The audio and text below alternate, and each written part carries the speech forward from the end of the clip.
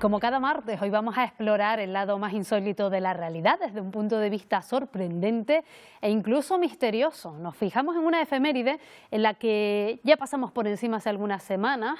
José Gregorio, buenos días. Buenos días, Marta. El 60 aniversario del asesinato de Kennedy. Sí, el gran magnicidio, la madre de todas las conspiraciones. Mañana se cumplen 60 años de uno de los momentos importantes de la historia que lo cambió todo, posiblemente. Además, esa filmación Zapruder, donde se ve el momento de los disparos, lo cambió todo también, porque obligó al gobierno a desmentirse de la versión inicial, de la explicación inicial, y corregirlo al cabo de unos años, ¿no? Recuerda que a Kennedy lo asesinan en un desfile públicamente en Dallas. Se supone que por parte de un asesino, un solo tirador, Oswald, desde la sexta planta de un almacén de libros. Pero después, además de los muchos testimonios que se recogieron, de la inconsistencia de las pruebas, varias filmaciones, entre ellas la Zapruder, demostraba que había recibido algunos de los disparos desde delante, con lo cual quedaba claro que habían sido varios tiradores, y si hay varios, hay una conspiración.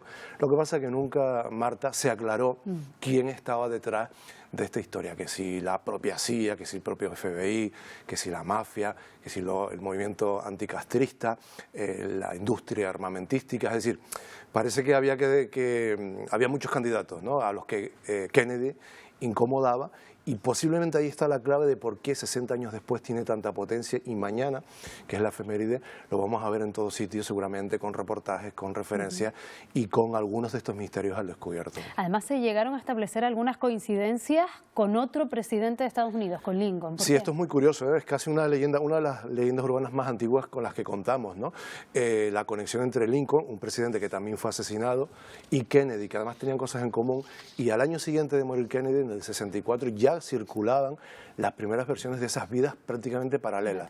Había 100 años de diferencia entre el nacimiento de uno y de otro. Los dos habían muerto en un disparo en la cabeza, en un lugar público y en compañía de sus esposas, y en día viernes. Los dos habían sido defensores de los derechos civiles, especialmente de la población negra. ¿Qué más cosas? Bueno, los dos asesinos al parecer fueron ejecutados al poco tiempo. En el caso de Oswald, a los 2 días fue asesinado impunemente por un mafioso en medio de además algo que está hasta fotografiado, ¿no? O sea, hay muchas conexiones, que si los dos nombres tienen el mismo número de sílabas, que si los dos fueron elegidos con un siglo de diferencia para senadores, los dos fueron los segundos hijos de sus respectivas familias. Es decir, hay cosas muy curiosas, pero después hay otras un poquito más enrevesadas y peculiares. Por ejemplo, a Lincoln lo asesinan en el Teatro Ford, y a Kennedy lo asesinan en un coche Lincoln de la compañía Ford. Sí, hay curiosidades. Además, Lincoln es asesinado en un teatro, y el asesino de Kennedy se refugia en un teatro, ¿no? En fin, hay hay material por lo menos para... Sí, desde el año 64, o sea, no existían redes sociales, web, pero ya empezaron a circular periodísticamente en libros, y hasta hoy en día hay páginas dedicadas exclusivamente a esas conexiones, porque van apareciendo algunas más, otras son falsas. O sea, que si las dos tenían secretarios que se apellideaban, uno Lincoln y otro Kennedy, bueno, eso no es verdad. Hay bastantes que no son verdad, porque se intenta estirar y engrandecer lo que no viene siendo otra cosa que una leyenda urbana, ¿no? Además, nos querías hablar también de esas otras leyendas urbanas, no relacionadas con personajes famosos, pero sí con aspectos cotidianos. Sí, hay muchísimas, y muchísimas las conocerá incluso la gente, ¿no? La chica de la curva, que es omnipresente, y de la que algún día tendremos que hablar con detalle, porque hay algún testimonio real ocurrido en Canarias. Bueno, hubo un tiempo cuando las operaciones de estética con silicona se pusieron de moda, que empezó a circular la leyenda urbana de que estallaban los pechos en los aviones. Algún caso excepcional se pudo haber dado, pero evidentemente se generó esa controversia, y cuando irrumpieron pandemias, enfermedades tan graves como el SIDA en su momento, bueno, eran habituales un poco para evitar la promiscuidad, para penalizar las relaciones fuera de las parejas estables, pues que, por ejemplo, después de una noche loca en la que conocías a alguien, encontrases escrito en el espejo de la habitación del hotel: bienvenido al club del SIDA, ¿no?